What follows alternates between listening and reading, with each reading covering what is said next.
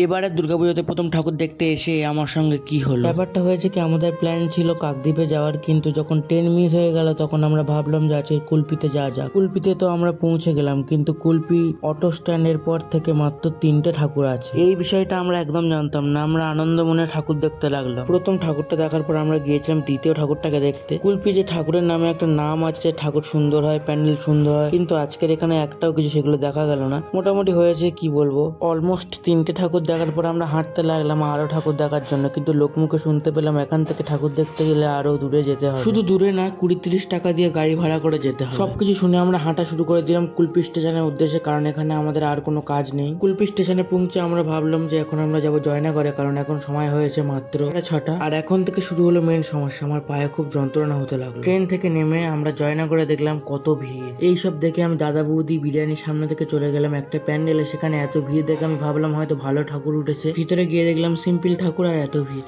এই কারণে জয়নগরে একটা ঠাকুর দেখে অনেক কষ্ট নিয়ে, অনেক ব্যথা নিয়ে, পায়ে যন্ত্রণা নিয়ে আমরা ঘরের উদ্দেশ্যে রওনা দিলাম।